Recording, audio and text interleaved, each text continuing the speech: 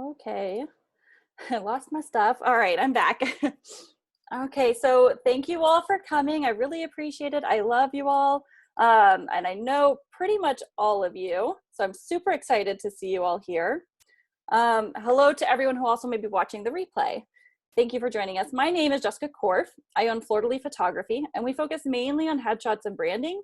And recently we launched the Women in Business magazine, Success REfashiond, which is what we're doing all of this through. The goal really is about support, it's about growth, it's about visibility, it's about education, it's about collaboration, right? It's about all of those amazing things that help us all succeed better together for local women in business. In our current situation, as we've talked about, the layout of business how it's being run right now has completely changed. And in order to continue serving, one of the things I really wanted to do was to begin interviewing other local businesses who are taking this time and they're diving in and getting creative, or they have this great expertise that can help the rest of us in areas that we like I said, we just don't know what's happening there, and we would love some more guidance. Or the ones who are getting creative, they're making an impact. So all of those who can help us get through these uncertain times. Today I have with me Sabrina Chapman. Hello, Sabrina. She's a PR consultant. Thank you for joining us today. Hi, thank you so much for having me. I'm really excited to meet everybody and talk about one of my favorite subjects, which is public relations. Yeah, when we talked about this, she was like, I could talk about this forever. So I knew she was absolutely perfect for this. So again, thank you for meeting with us today. If you would please tell us a little bit more about you and of course what you do. Sure. So my name is Sabrina. I have a little bit over a decade of experience in public relations. I've worked with companies and brands and celebrity figures from New York City to Vegas. A couple years ago, I started my own company called Perspective Marketing. Some of my big clients were, there's a TV show on Animal Planet called Tanked, where they build these really cool fish tanks. If you guys have heard of it. So it's based in Las Vegas, and they were one of my keystone clients. Unfortunately, not too long ago, Animal Planet pulled that show along with a lot of others. But it was a great experience, and I got to work with the whole team, and it was really amazing. So right now I've scaled back a little bit. Now I'm just doing more consulting. I have a 16-month-old, so he keeps my hands full. But yeah, I've had successful placements, everything from front page of the Wall Street Journal to big spreads in magazines, radio interviews, television, you name it. Have had ups and downs, times where I'm like, oh my gosh, I have no idea what I'm doing, to times when I'm putting out fires, to times when things have the perfect storm. So there's really no right way necessarily to do public relations, and I'm excited to chat with you kind of about my experience and hopefully media opportunities for all of your businesses. Fantastic. Yeah, and I've seen a couple of times your little man, and he is so adorable. Thank you. He's on the go. He's with my sisters right now, thankfully. Otherwise, he'd be like climbing and everywhere. I mean, and that's kind of the new world, right? So there has to be some It is grace the there. new normal. Exactly. Accepting that that's just part of our lives. Okay. So tell me a little bit, what's your situation right now? Has the pandemic affected your business? The pandemic has absolutely affected my business, as well as a lot of publicists that I know, especially if you're a publicist who works with small businesses and the business is closed. One of the first things to go is your PR campaign. I don't know if I necessarily agree with that, because I think it is important to continue to market during these times. However, that's just the reality of cuts with the business. Another great challenge has been, I did a media booking for one of my clients, which is a law group in Las Vegas. It was with the local news, and everything was remote. So the producer was remote. My client was remote. Now, I've had some celebrity clients that I have literally been nerve-wracked with in terms of if they're showing up to the studio, are they prepared, are they drunk, like what's going on? I mean, I've seen it all. So thankfully, I've been a little bit more careful with the clients that I'm working with and making sure that they are also on their A game, because as a publicist, you're concerned about your reputation. And if you book a media interview, the person has to definitely be ready and prepared to do the interview. So thankfully, everything went great. Our internet connection was fine. They loved the interview, so it was all good. But it was definitely a new normal in terms of the pandemic, for sure.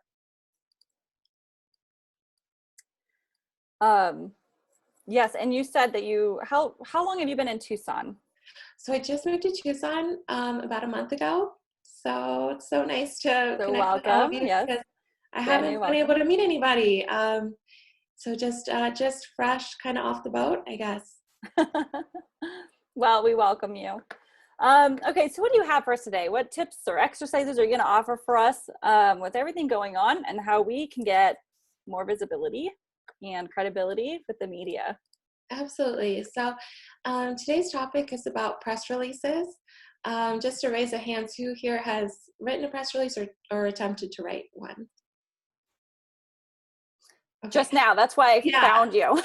Okay, Just this cool. week. So it seems to press release is a hot topic word, right? You're like, oh, I need to get in the media and I got to write a press release, which is true. Press releases are great tools. And I think sometimes we often feel overwhelmed writing a press release. And I'll tell you, as a publicist who's been writing them for 10 years, I still kind of dread writing them. It's not something where I'm like, oh, great, I get to write a press release today. But it's a really important tool. And the importance of the tool is that it's communication.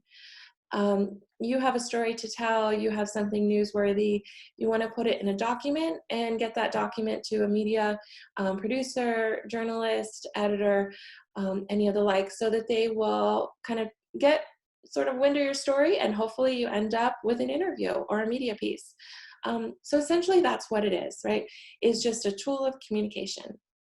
Now what goes into this tool, you could look up press release and see 500 different types. Everyone kind of has their own way of doing it. Even in the industry, for example, in Vegas, you could represent a restaurant and your friend could represent a restaurant. You both write press releases and they're not like exactly the same. Everyone has their own kind of twist to it. I kind of think of it as like baking chocolate chip cookies, right? Like not every chocolate chip cookie is the same. Everyone kind of has their own twist to baking their chocolate chip cookie. But there are some basic key elements that you want to put together to make sure that they are effective. So first is your story and goal. What are you trying to tell?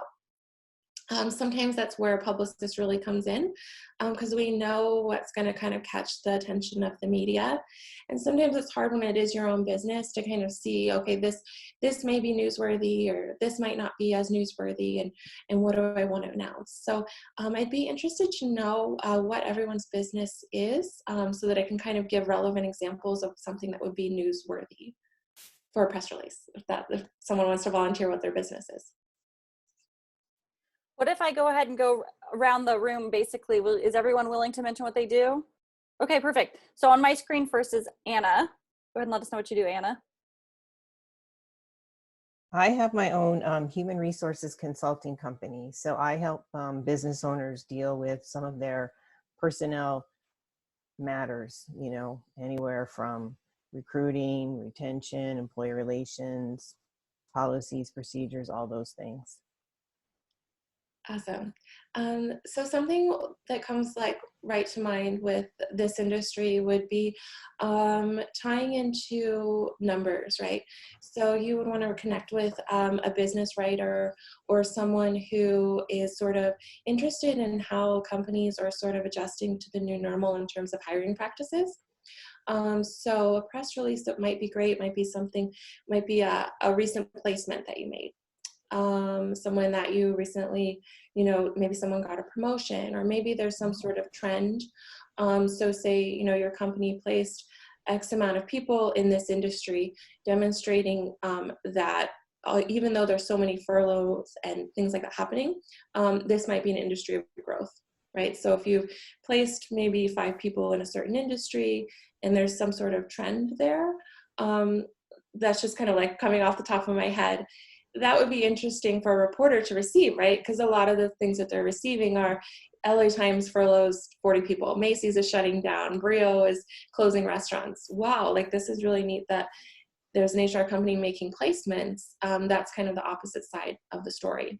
So that would be something that would be kind of newsworthy, I would say.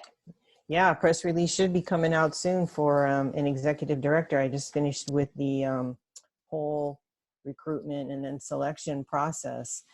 They're finalizing the contract. So you're making me think, should I slip my name in there somehow? I would, yeah. I mean, a press release is a great way.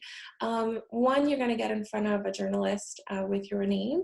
Two, you're going to be seen as a reputable source, so that even if they don't respond to your press release directly right away, they're going to keep it on file. I've pitched stories, like, say, to the one sort of like top placement that you can get is the Wall Street Journal, right? You get on the front page of the Wall Street Journal, you're like, I've made it as a publicist.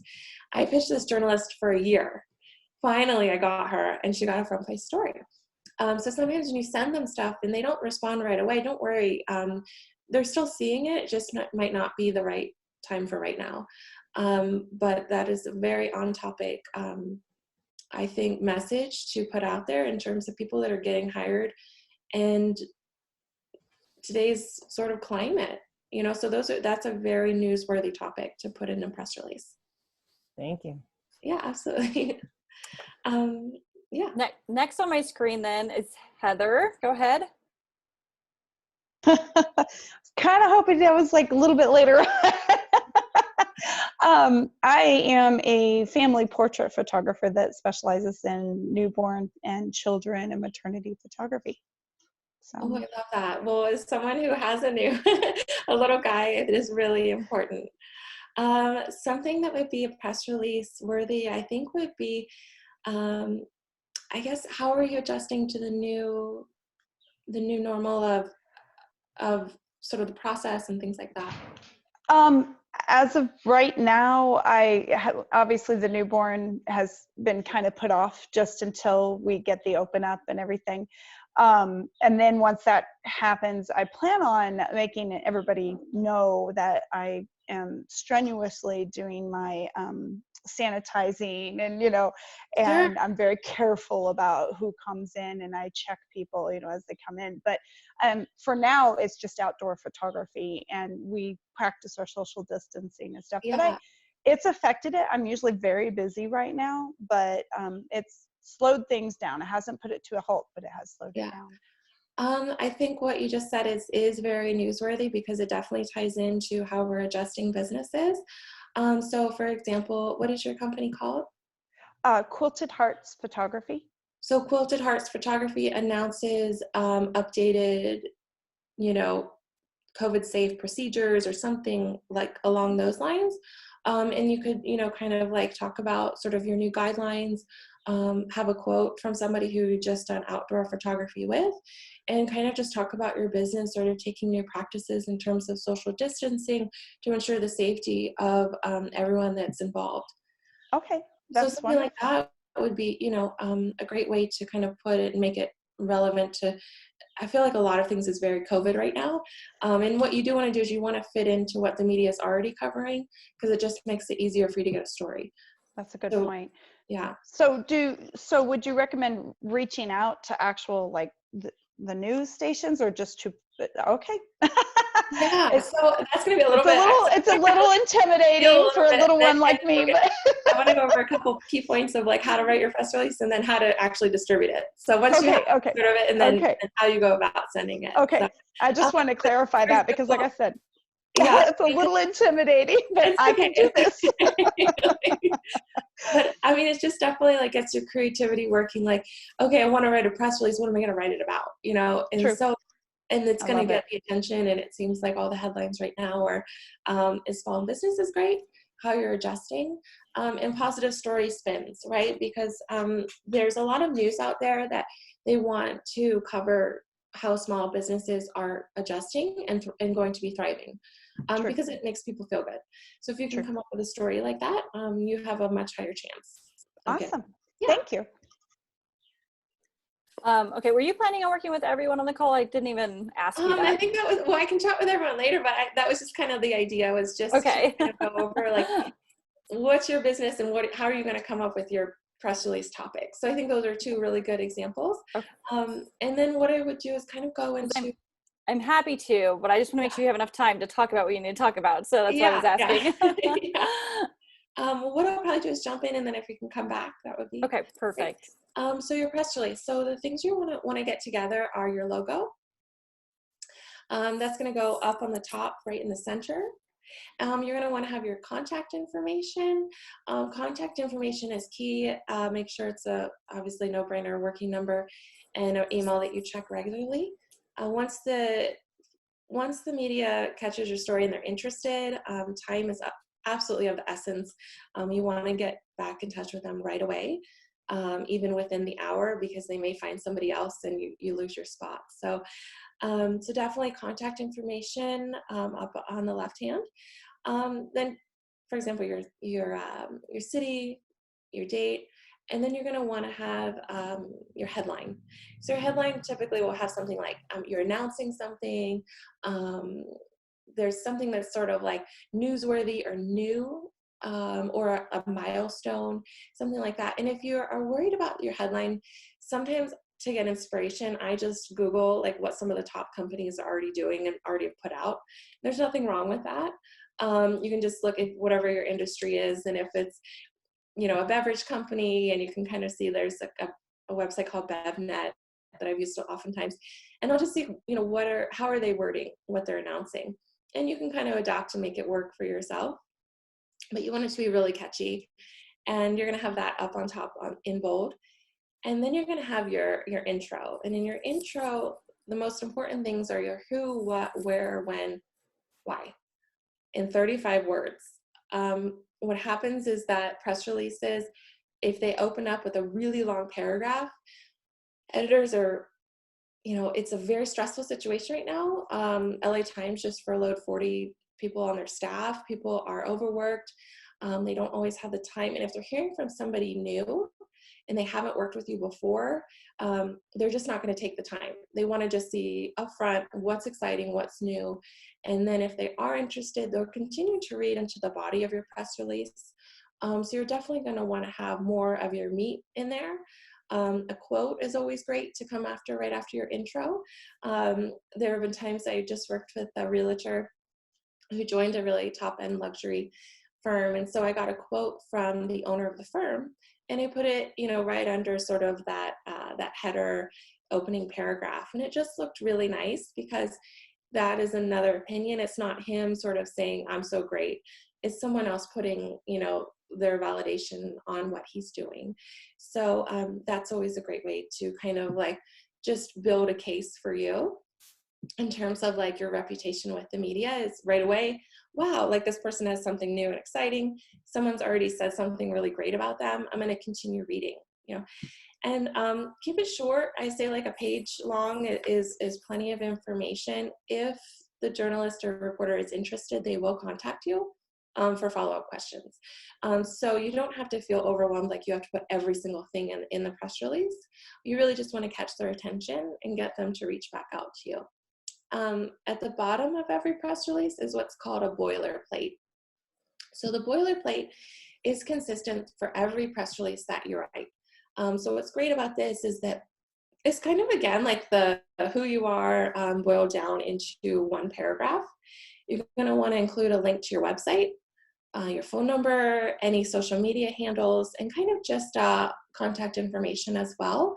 I've worked with a lot of restaurants. So for a restaurant example, I might put in, you know, this is a small donut shop owned by, you know, Sue Smith, and they have 4 locations and in the Valley, contact information. And so that way that if the reporter wants to link that in, what they oftentimes do on their online publications, they don't have to go out and research it. It's already right there, and it's really easy for them to pull that information.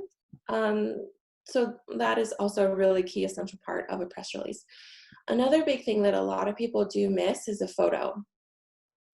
Photos tend to get a lot more reaction and traction than press releases that are sent without a photo. Again, news staffs are downsized. And it used to be that you had a photographer, you had a videographer, you had an editor, you had the writer, you had everything. Nowadays, multimedia journalist is the new thing. So that person does everything. And they're just really stretched very thin. So if you have a professional photo, I think by you, so the headshot is great, or an action shot or something like that, it's just really going to make their job easier. The easier you make their job, the more success you're going to have. That's literally the bottom line. If you have a great story and you're going to get good attention and from what they're going to publish, and you have photography already ready, your chances are already higher. So those are kind of, in a nutshell, the basics of a press release. It can get a little, I always say Grammarly is a great tool to use. You want to make sure that there's no grammar issues. A lot of writers use what's called the AP style. So AP style book is a really great resource. A lot of times now things have shifted a little bit, and you'll see a lot of press releases that are written not in AP style, but it still tends to be the go-to style of writing for the press and the media communications. So that's always great. And some people are very particular, like barbecue, they only want it a certain way. And I don't know, the old school writers will definitely appreciate that. Trying to think of what else. Does anybody have any questions at this point about what goes into a press release? Do you think that, so obviously the photography piece piqued my interest a little bit, especially in headshots. Do you think that the quality of a headshot can determine, like if they send in a photo that's just not really up to par, can that determine if they're seen as the expert or is accepted or anything like that? Yes, it can, especially depending on your field. If you're in a professional field, you definitely want a professional headshot. I worked with, for example, I did work with one company, and they were called Cocoa Taps. It was this really cool coconut system to tap into it, and it was really popular, like at the resorts and pool parties. And he would always send me these photos, and I'm like, oh my gosh, these photos like were taken on like an iPhone 3. It was just not like, not really putting your best foot forward. So I used to tweak them, and we made it work. But really, it is definitely valuable and important to have good photos. Another thing too is press tends to favor horizontal photos rather than vertical. So having two options of each is always great. I don't know if you've noticed, a lot of times in online stories, they'll be horizontally cropped.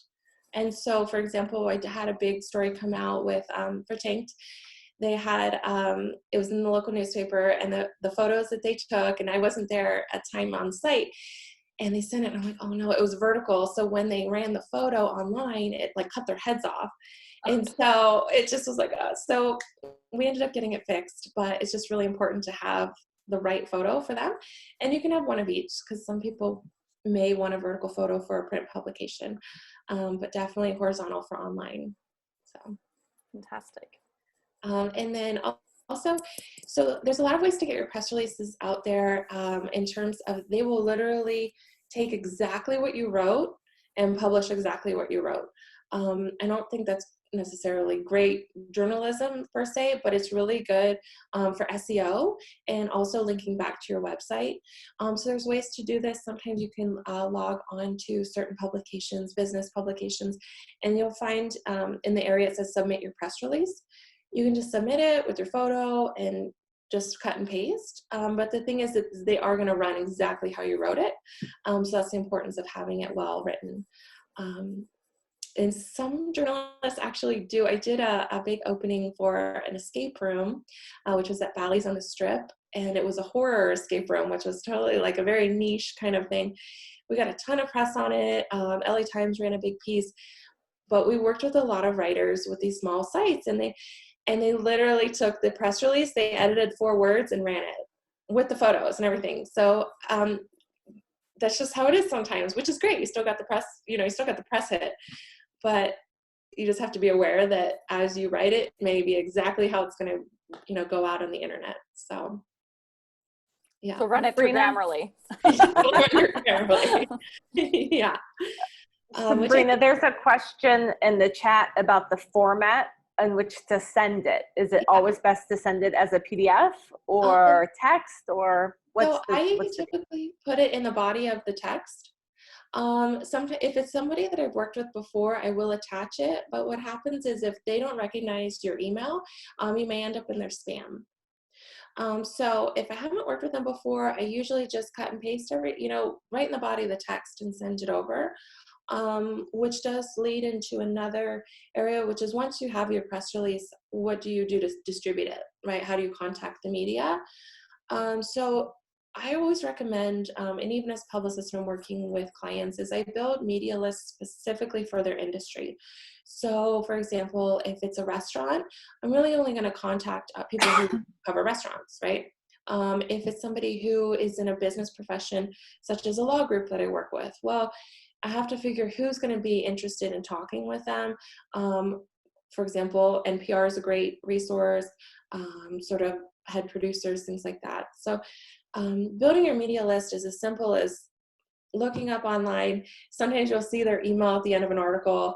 You can say, contact us. So it does take a lot of time and effort to put this list together, but it's something you can always go back to in terms of your distribution.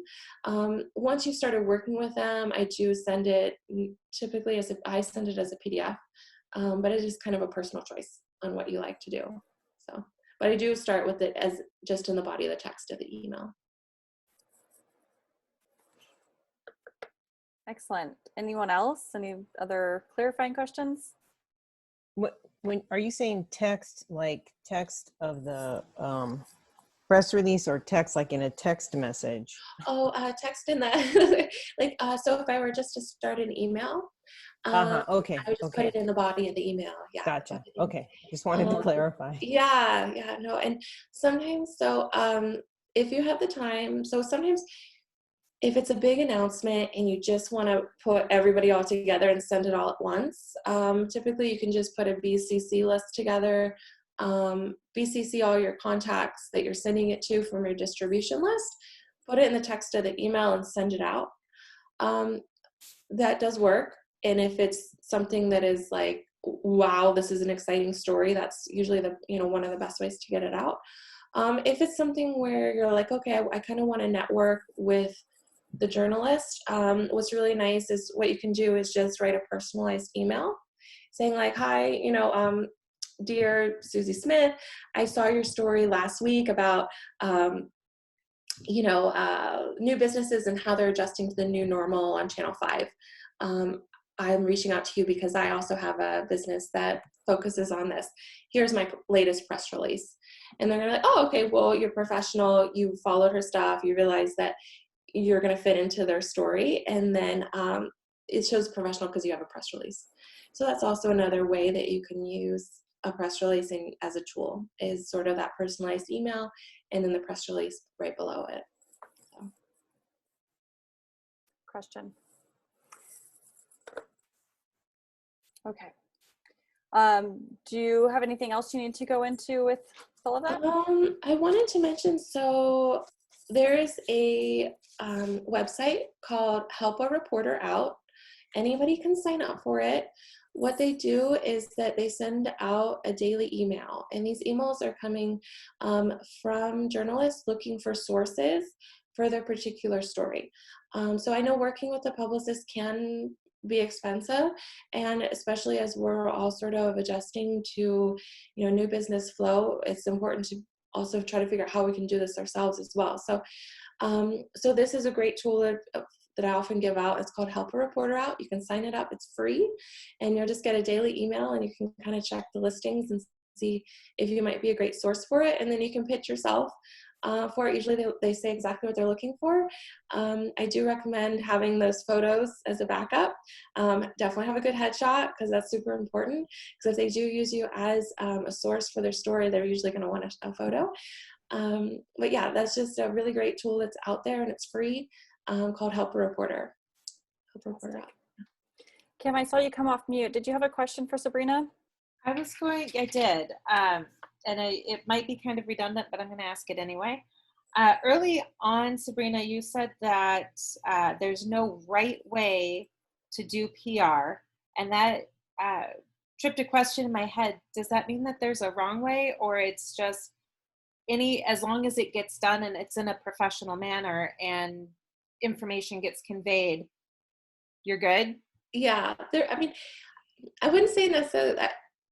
You never really want a negative story, I guess, even though some people say like, oh, all press is good press. It depends. Okay, if you're a celebrity and you're on your way to a comeback and you need to make the headlines again and you want to have some sort of scandal, okay, great, But if you're a professional, restaurant, you don't want to get on Dirty Dining. That's not good press, because then you're going to have to battle that.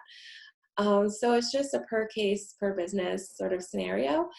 I would say, like, in press relations, it's one of those tricky subjects because there's something we call like the perfect storm, right? And that's when you email the person and they happen to be working on the story that happens to be the person as publicist that you're representing, and it just is like this perfect collision, and then you have this amazing press piece that's like, monumental. I had one, it was a cover story for a brand called Scottsdale in Scottsdale, and I just happened to reach out to the editor and she loved it, and they got a huge, massive story, 5 pages, front cover, everything.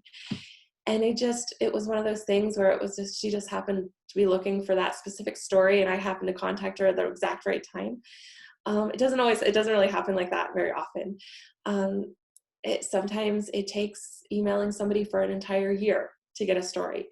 So it isn't like a magic switch where you're like, okay, I write a press release and I send it out and I get all this media, and so I think it's like very much an art form, and just trying to figure out, like, how do I use my press release? What's the story angle that would be best? How does it tie into like what people are, thinking about and interested in right now,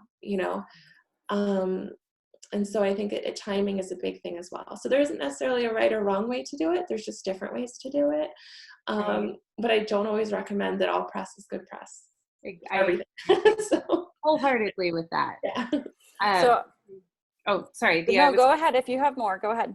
The other question, I just looked over in the chat and I see from Hannah, it says, and it's the same question I had. Do you have a follow-up strategy or pointers? Like, you send it, do you wait a week? Do you wait a month to contact? Like, how do you go about that? A week is good. A couple of days.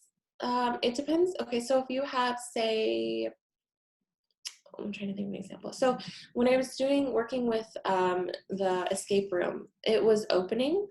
And so the important part was it was very timely, right? Because I had to get the press about the opening, obviously, before the opening. And so sometimes, though, the press release would go out and then I would contact them maybe 3 days later. But that was because it was opening in 3 weeks. So I was putting in a little bit more pressure at that point. And there's nothing wrong with that, because sometimes a mass email may not get their attention and a more personalized email will. But if it's something that's like, say you won an award for your business or a recognition, something like that, you could write a press release, send it out, and then follow up within a week. Is usually pretty good. There's another question in the chat from Barb. It says, what would you put as a subject, in the subject line of your email to catch their attention? So typically, I put exactly what the header of the press release is, which is usually 2 lines. So I could also send you a press release example, but it's usually about 7 words, and whatever it is that you're announcing, like, I don't know, something like, I had a donut shop and they were, announcing three new locations. So for that, it would be like, Donut Mania announces 3 new locations in Las Vegas. And that's literally what I would put in the subject line, is sort of like you're straight to the point. What are you announcing? And I usually do all caps. So we don't have to do all caps, but I did all caps. I just thought it got a little bit more attention. So great. Is there anything else you were going to add into your sort of topic piece? Let me see my notes. No, I think, also, well, like the newswire. I don't know if anybody has ever distributed on a newswire or thought about doing that. So there's a couple great ways to also improve the SEO of your website, which is what I'm finding a lot of requests that I'm getting right now is I want 2 things. One, I want to get verified on Instagram, so I need press hits, which is actually a real thing, and that people pay a lot of money for that. It's just very interesting. And then the second thing is I want more SEO for my website. So I want linking back to my website. So when you distribute through a newswire, there's some that are super expensive. You don't have to go that route. There's plenty of free ones. And what it does is basically you publish your own press release, written as is with the photos exactly as you like them, and it'll distribute to like 20 or 50 news sites, and it'll run it. But what it does is it'll give a boost to your SEO. And so that's a great way to also sort of improve your visibility, specifically online visibility. But it's free and it's available for you to use. So. Fantastic. I think those are all such important points, and getting our SEO up there is really important to get seen on Google, and getting in the media, even if you've submitted it yourself, it provides fantastic third-party credibility, right? And it sets you up as that expert. So I think that this is such an important topic. You mentioned an example. If you would go ahead and send that to me, and I'll put it in the blog post so everybody can see what an example one would look like. Yeah, absolutely. Perfect. Okay. Does anybody else have any other questions for her right now? I feel like we got a lot of good ones out. Micah says, how do you get a press release corrected if they totally misquoted you? They would have to, I would say, so that doesn't, the reason people get misquoted oftentimes are, well, it tends to be the opinion of the writer and what they're kind of looking to do. The reason people get misquoted is because they take things out of context. This tends to happen in hot topics, political issues, celebrities, CEOs, things like that. If it happens to be because the writer is juvenile and they've just started and they're an intern and they just messed it up, you can contact them and get them to retract it. If it is online, they can edit it. And if it's in print, then usually they'll put, if it's a magazine, it's really tough because the magazine only runs once a month. But if they at least can fix the online copy, if it's a newspaper, they can at least print something saying, retracting the statement. But it is, if they rewrote it and I sound illiterate. Usually I've actually never had a journalist misquote. I've had them not write a kind article, which I didn't expect. Actually, I don't know if you know Rudy Rudiger from the movie Rudy. You guys know who he is?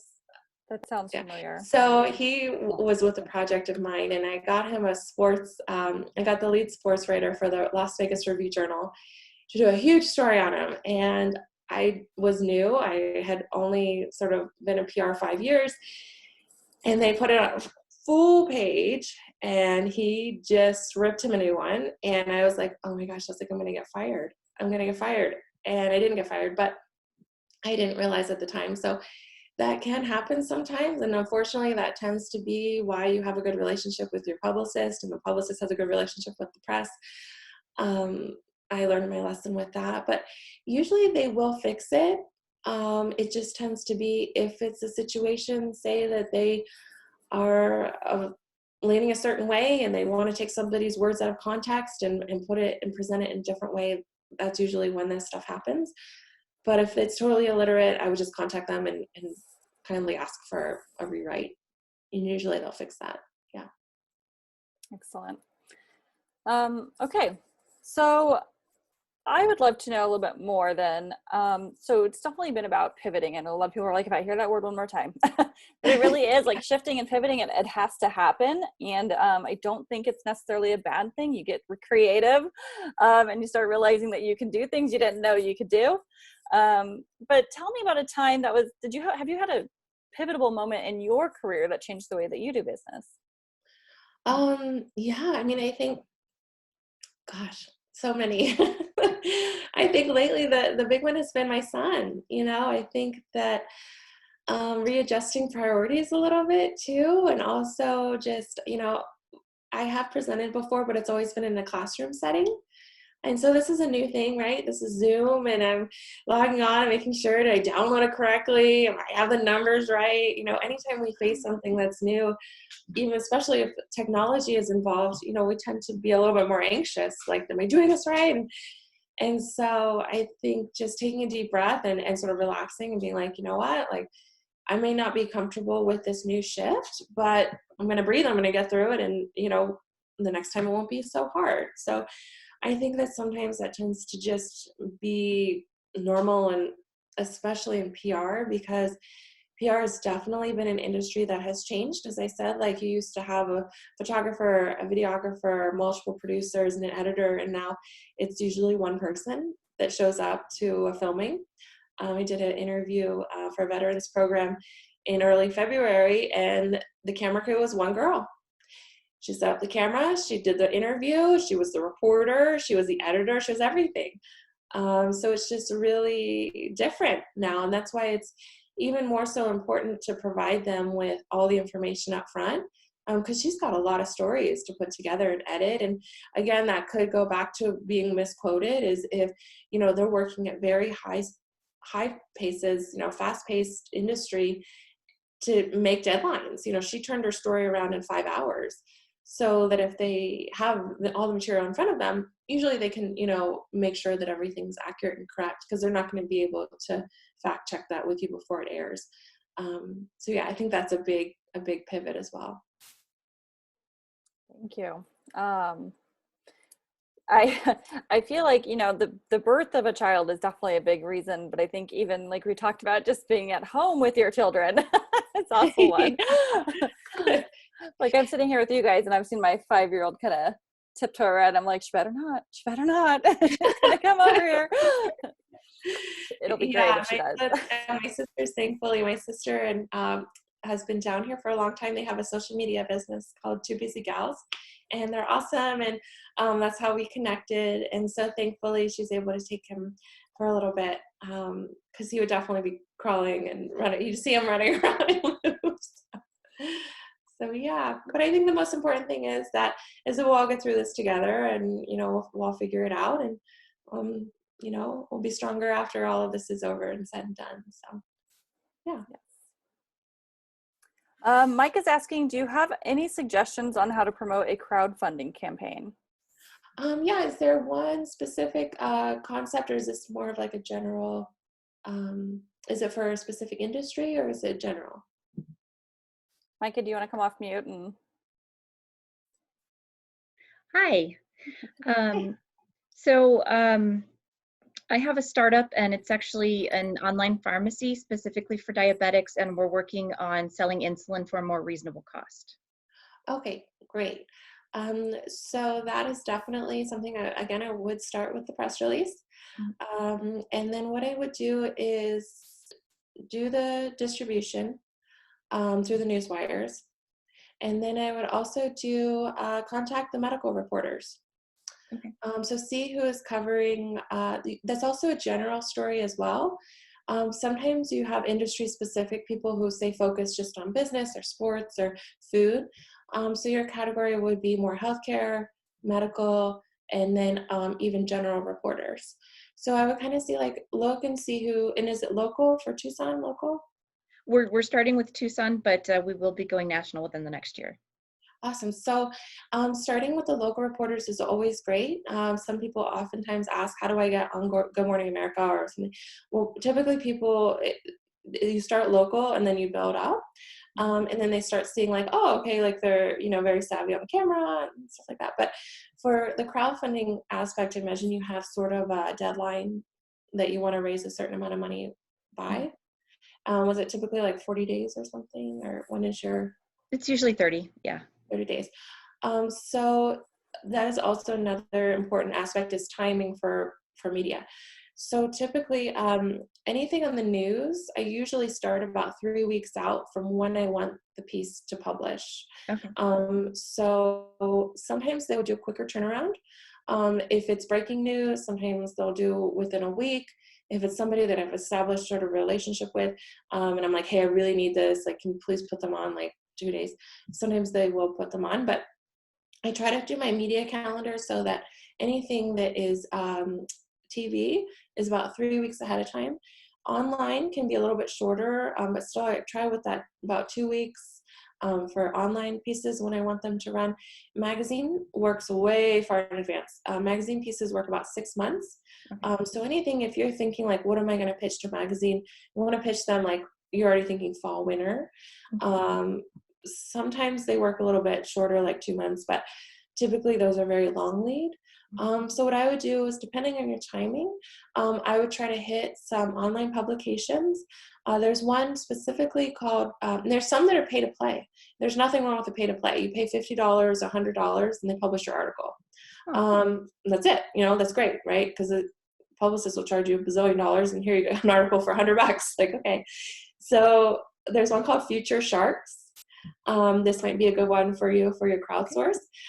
And basically what you do is you're going to pre-write your article, and then you upload it through their back end, and you pay $100, and they run the piece. Okay. So that might be good, because that's it's something that's innovative, it's new, it'll fit well into what they're kind of already writing about. Okay. And then you can kind of also control the message that's going out. That's a big thing too.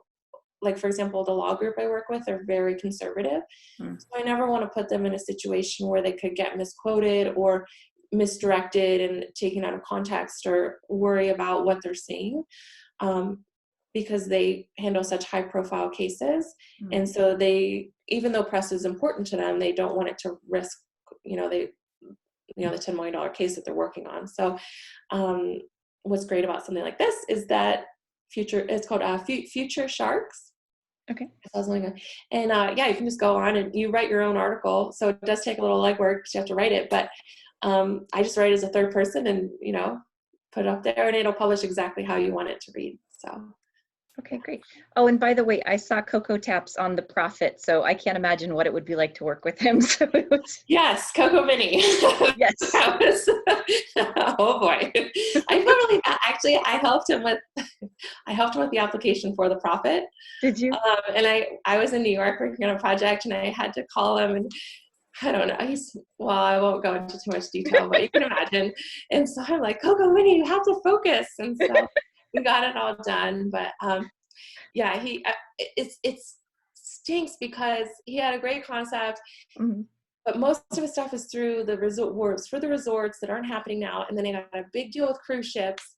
And now, I don't know what's happening with the cruises. So I do really, my heart goes out to him for what's going on, because it seems like he's just never gotten a good break. But yeah, quite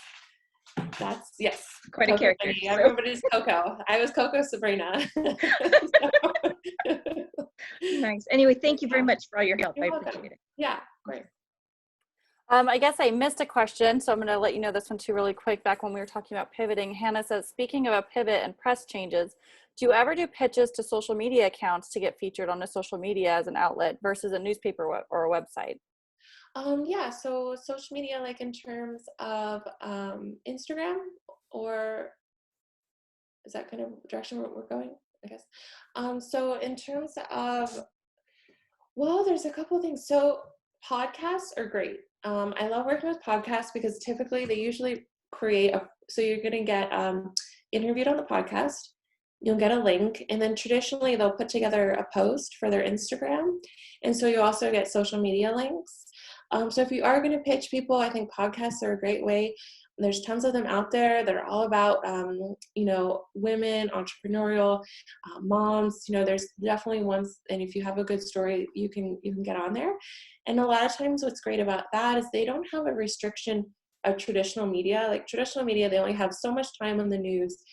They only have so much print space and stuff like that. So a podcast is a great way, especially if you're starting. And also you want to get like your interview skills, like you haven't really done a lot of interviews. You're like, okay, I'm a little nervous to go on, the morning news. Podcasts are great because they're not live. They're usually recorded, and, it kind of gives you the opportunity to work out all of your kinks and still get a great press piece. And they're good for business networking. So if I were to pitch, I would try to go for the podcast. Again, you can just do grassroots research, see who, is on there in terms of like social media groups, look on iTunes, just see, who's covering, entrepreneurial women in your industry. And usually they have a website, and you can just reach out and say, hey, I've been listening to your podcast. I love it. I'd love to be a guest speaker, and this is what I would like to share. In terms of influencer marketing, if you have a product, that's great. So if you have you're making jewelry, or, you have something like that, typically Instagram marketing, they do want to be paid. So you want to see if there is a budget. If they have low follow like a low following under 5,000, usually they'll do it for trade. But if they're really a high influencer and you want to get on their social media feed, traditionally you do have to pay. But it can be worth it depending on what your product is. But it really is industry specific. And Instagram is really great for products, but others might not. I don't make the most sense. So yeah. Thank you. Hopefully that answered your question, Hannah. Okay, let's see. All right, so what motivates you to take action instead of just sit back and dream? This is one of my favorite questions to ask. Yeah. I think because I have to put food on the table. That's a good motivation. That's a good motivation. I think, entrepreneurial spirit has always been something that has just sort of been a fire for me. I moved to New York. I didn't know anybody. I had literally picked up 2 suitcases, packed it with stuff, and moved into the smallest room I'd ever seen in my life for the most I'd ever spent. So I think it's just one of those things where you just have a spark and you have to take action. And sometimes it's really hard. And it almost gets, I feel like it's gotten harder as I've gotten older too. When I was 22, I didn't have any response. I didn't even have a car payment. I could just get 2 suitcases and pack up. But now I'm a 16-month-old. My schedule is challenging. It's trying to find the time and the energy and the motivation at the end of the day when I've been running around chasing down almost a 2-year-old is hard. It's really hard. Or trying to wake up early, and now there's no, he used to be in daycare. And at the peak of my business, I had about 10 accounts, ranging from like Caesars to Tanked to some small businesses. And so we were working, 12, 14-hour days. I mean, and not just working 12, 14-hour days, working like decisions and fast pace and moving and just craziness. And I can't do that anymore. There's just not even, and that's fine because I'm really happy to be with my child. But I think just making those adjustments and deciding, okay, this is something I'm really passionate about, and I'm going to wake up a couple hours early to get it done, or stay up a couple hours late after he's fallen asleep. And I think just putting that motivation towards something that you really love, and that'll push you forward. Fantastic. I think that's a great answer, because most of the time a 9-to-5 is not something we really love. But some people it is. Some people it is, and that is okay. Yeah, I have not worked for somebody in 9 years. I don't even know. I was trying to write a resume, and I'm like, I don't know the last time I had to have a resume. But yeah, so I think it does. You kind of get more comfortable than doing your own thing, I guess. So. Yeah. And I think all that leads perfectly into my next question. So working home and your spouse or your kids are at home, right? So it can make it really hard to focus. What's your best tip to try and stay focused with, especially like a toddler, right? Right now, I can tell my 5-year-old to go keep busy, and she can do that for a little while, but you can't really do that at his age. So what is your best tip there to try and stay focused? Yeah, so I usually have a dry erase board, and I divide my day into quarters. And if I can kind of manage like those 4 hours and what has to be done, and it doesn't become so overwhelming. And I think what happens sometimes is that because of everything that has to be done, I get so overwhelmed in the morning that I barely get the first thing done. And then by the time I've gotten the first thing done, I'm so tired from being overwhelmed that it's like just counterproductive. So kind of dividing the day out and being like, okay, I realize and accept that I cannot write a press release and care for a 16-month-old at the same time. It's just never going to happen. So I'm like, okay, for this time, this is his breakfast time.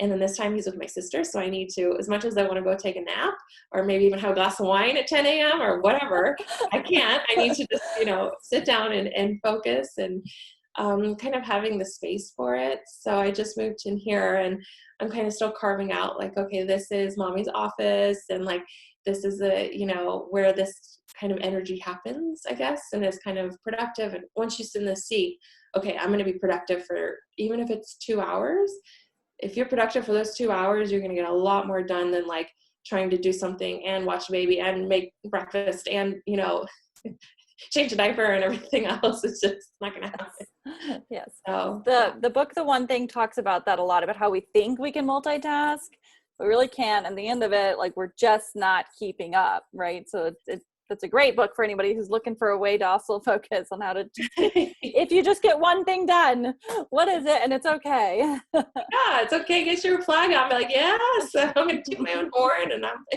think celebrating when you get things done, you know, and stop being so hard on ourselves. Because I think that at the end of the day, I'm like, oh, I still have this other stuff I didn't get done. And it's okay. It's okay. That's what tomorrow is here for. So, yeah. Excellent. I love this question Micah asked.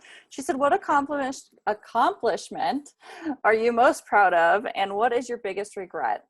So of course my biggest accomplishment, well, number one is my son, but on a professional side, I would say starting my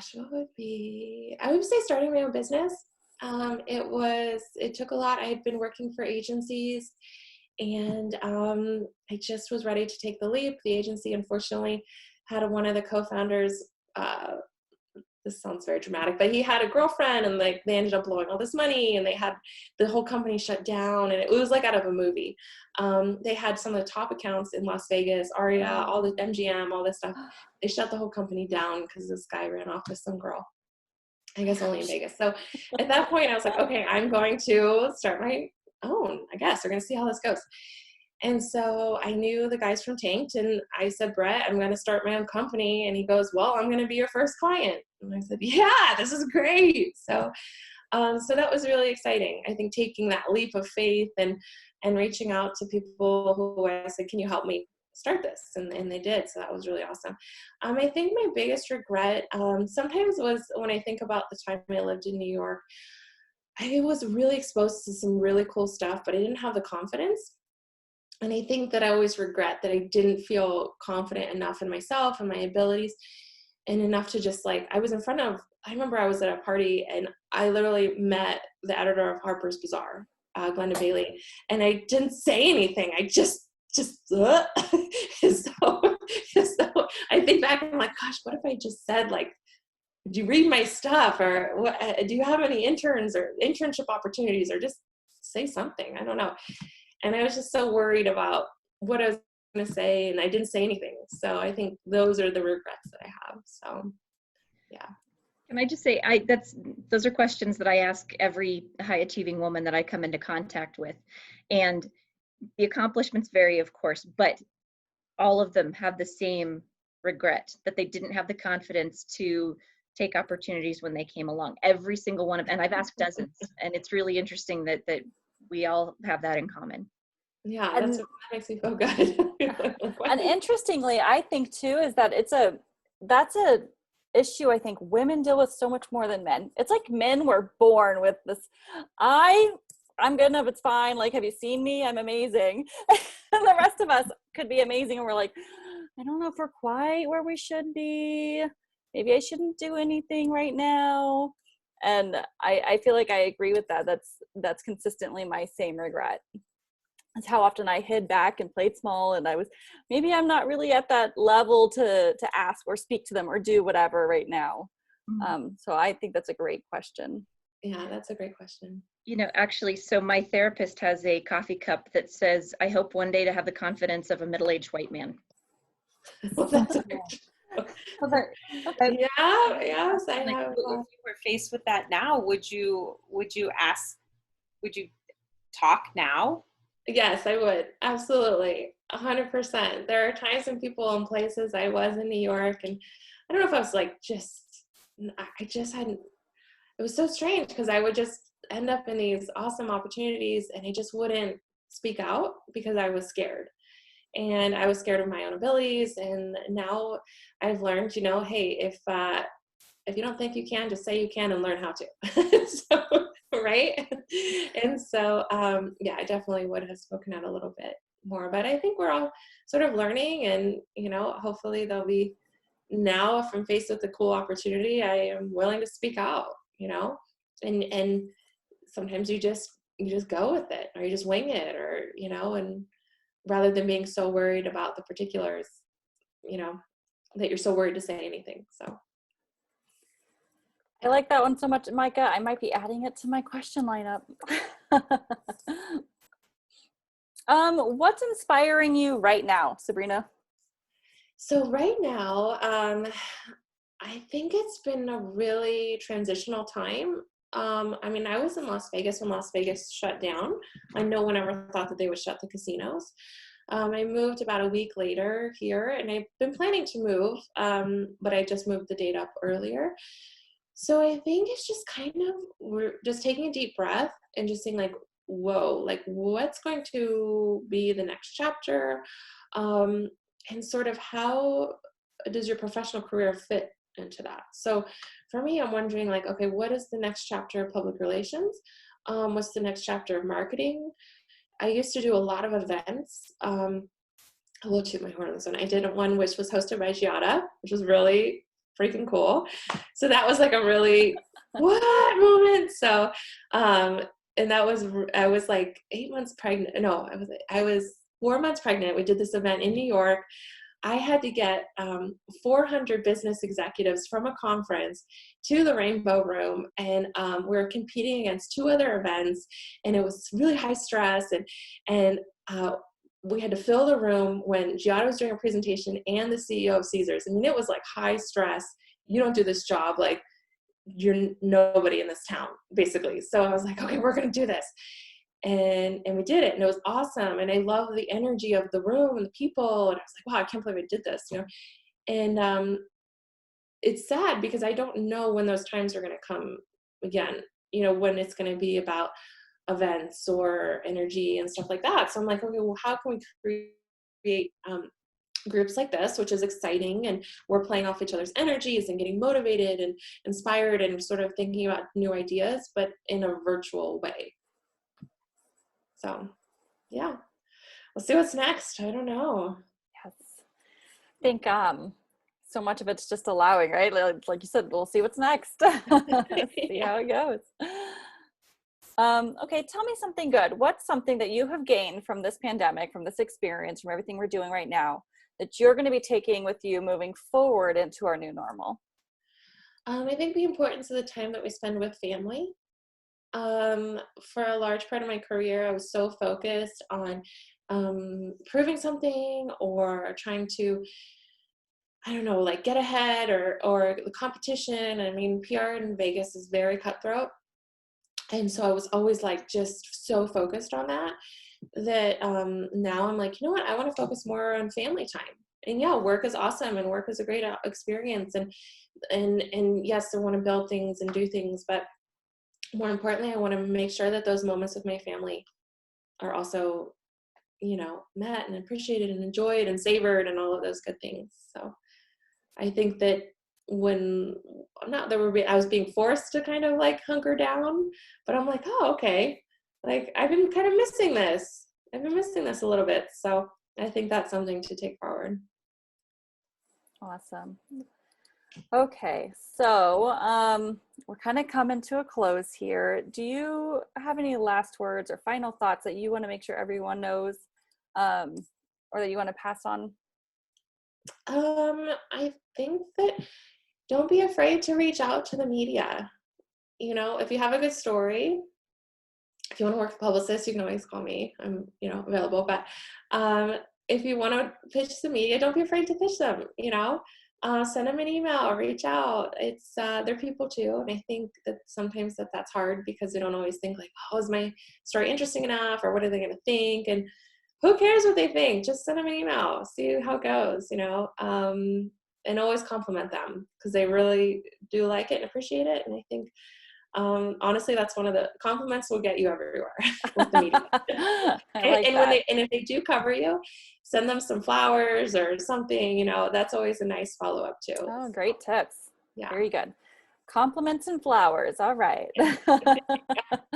And I think that goes right back to what we were just talking about. Don't let your confidence, your lack of confidence, hold you back. Don't let it be 5 years from now and you go, wow, my biggest regret is that I didn't send that press release 5 years ago when I first heard about it from Sabrina on the Meet series with Jessica. Don't let that be a regret. Just send it, you know, but you use Grammarly first. yes, use Grammarly, which is such a great tool and it's free.